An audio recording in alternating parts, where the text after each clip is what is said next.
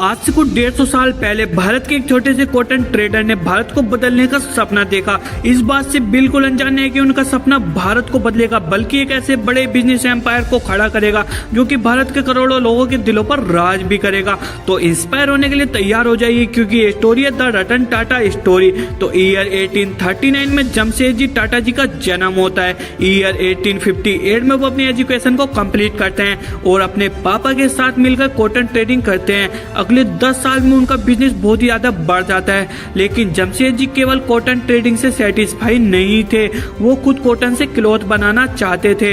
Year 1877 में उन्होंने नागपुर में एम्पायर मिल चालू की और मैन्युफैक्चरिंग भी चालू कर दी। लेकिन एक प्रॉब्लम थी, वहाँ के वर्कर अपने काम के लिए बिल्कुल भी सीरियस नहीं थे। ऑलमोस्ट हर दिन 20% वर्कर एब्सेंट रहते थे, हफ्तों की छुट्टी करते थे।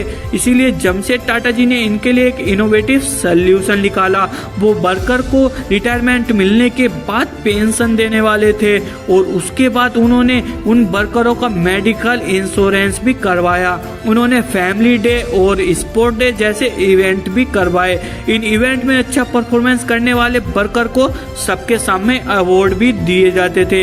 इनकी अटेंडेंस अब पूरी होने लगी थी और इनकी परफॉर्मेंस भी अच्छी होने लगी थी। ईयर 1880 में जमशेद जी ने देखा इंडिया को इंडिपेंडेंस की डिमांड बढ़ती जा रही है। जमशेद जी का मानना था कि इंडिया को इंडिपेंडेंस होने के लिए और इंडिया को इंडिपेंडेंस को सस्टेन करने के लिए इकोनॉमिकली सेल्फ सस्टेंट होना पड़ेगा और सभी इनिशियल प्रोडक्ट को इंडिया में ही बनाना पड़ेगा। इसीलिए इन्होंने अलग अलग एरिया में इंडिया बिजनेस को बिल्ड करना स्टार्ट कर दिया। इन्होंने सबसे पहले पंचकुनी के पहाड़ों में स्ट्रॉबेरी की फार्मिंग स्टार्ट कर दी। जमशेद जी ने यह भी ऑब्जर्व किया कि बेंगलोर और मैसूर का वेदर फ्रांस जैसा है, इसीलिए वो फ्रांस में ब्रीड किए जाने वाले सिल्क वॉर्म को इंडिया ले आए। उन्होंने बेंगलोर मैसूर में जमीनें खरीदी और टाटा सिल्क की शुरुआत की और लोकल फार्मर से यहाँ पर सिल्क ब्रीडिंग भी करवाई। इन्हीं सब इनिशिएटिव आइडिया से मैसूर सिल्क और बेंगलुरु मैसूर सिल्क साड़ी जैसे पॉपुलर प्रोडक्ट मिले। जमशेद जी अपने होम टाउन बॉम्बे से बहुत ही ज्यादा प्यार करते थे और जानते थे कि इस सिटी की डेवलपमेंट के लिए यहाँ पर एक वर्ल्ड क्लास होटल होना बहुत ही ज्यादा जरूरी है।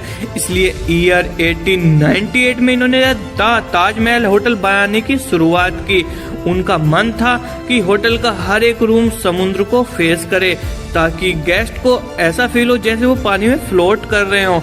1903 में होटल ओपन हो गया और ये बॉम्बे की फर्स्ट ऐसी बिल्डिंग बनी जिसमें लाइट इलेक्ट्रिसिटी से जलती थी। जमशेद जी ने कई ऐसे इनिशिएटिव लिए, लेकिन उनका सबसे ज्यादा इम्पैक्टफुल इनिशिएटिव था स्टील का बिजनेस करना।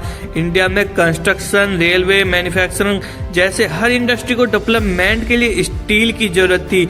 इसलिए उनका सपना था इंडिया में ही स्टील प्लांट खोला। उन्होंने अपने 17 साल इंडिया को जगह जगह हाई क्वालिटी के आयरन ढूंढने में लगा दिए, क्योंकि स्टील बनाने के लिए आयरन बहुत ही ज्यादा जरूरी होता है। बट सडनली जमशेद जी को फेलियर का सामना करना पड़ा।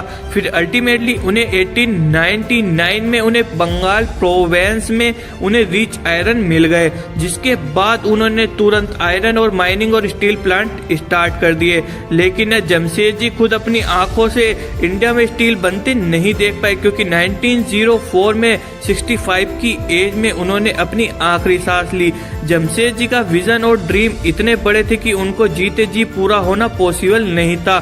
फिर उनके सारे ड्रीम्स की पूरा करने की जिम्मेदारी ली उनके बेटे दोराबजी टाटा ने। जमशेद जी का मानना था कि इंडिया साइंटिफिक रिसर्च और एजुकेशन में वेस्टर्न कंट्री से बहुत ही ज्यादा पीछे है। वो इंडिया में एक ऐसा इंस्टीट्यूशन स्टार्ट करना चाहते थे जो यहाँ पर वर्ल्ड क्लास रिसर्च और साइंटिस्ट प्रोड्यूस करे। इसलिए दोराबजी टाटा ने मैसूर के महाराजा की मदद ली और 1909 में बेंगलोर में Indian institute of science establish. Vallabh CV Raman IISc के फर्स्ट डायरेक्टर बने। आगे चल के आईआईएससी ने इंडिया के फर्स्ट कंप्यूटर परम और इंडिया के फर्स्ट इंडिजीनियस द हंसा के डेवलपमेंट में इम्पोर्टेंट कंट्रीब्यूशन किए। एजुकेशन के अलावा जमशेद जी ने इलेक्ट्रिसिटी जनरेट करने के लिए एक हाइड्रो इलेक्ट्रिक प्लांट का भी सपना देखा था। इस प्रोजेक्ट को गोवा महाराष्ट्र रोड पे पड़ने वाले दूधसागर फॉल्स का यूज करके बनाने जाने वाला था।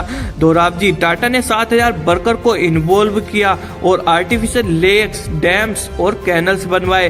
1911 में प्लांट रेडी हो गया, पावर जनरेट होना स्टार्ट हुआ। मुंबई के कई मिल्स और बिजनेसमैन को इसी पावर प्लांट से पावर मिलना चालू हुआ और आज हम इसी कंपनी को टाटा पावर के नाम से जानते हैं। फाइनली जमशेद जी ने जो स्टील प्लांट का काम स्टार्ट करने के लिए दिया था उसे पूरा करने की रिस्पांसिबिलिटी दोराबजी टाटा ने ली। 1907 में उन्होंने एक लिमिटेड कंपनी स्टैब्लिश की और स्टील प्लांट के लिए 23 करोड़ का IPO निकाला और उस समय स्वदेशी आंदोलन के चलते केवल 2 हफ्तों में 8000 लोगों ने इन्वेस्ट किया। इस कंपनी को टाटा स्टील और आयरन कंपनी को के 2 साल बाद 1914 में वर्ल्ड वार फर्स्ट चालू हो गई। ब्रिटिश की स्टील डिमांड एकदम से बढ़ गई।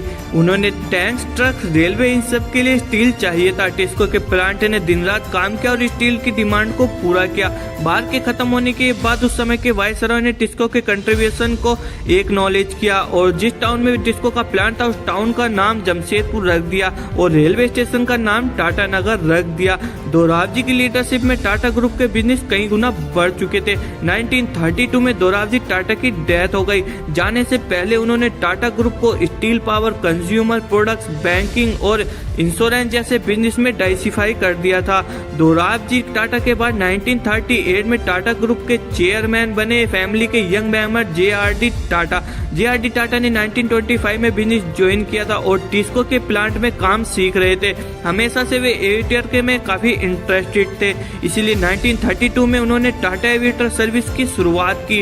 ये एयरलाइन पैसेंजर और कार्गो ट्रांसपोर्ट सर्विस प्रोवाइड कराने वाली इंडिया की फर्स्ट एयरलाइन बनी।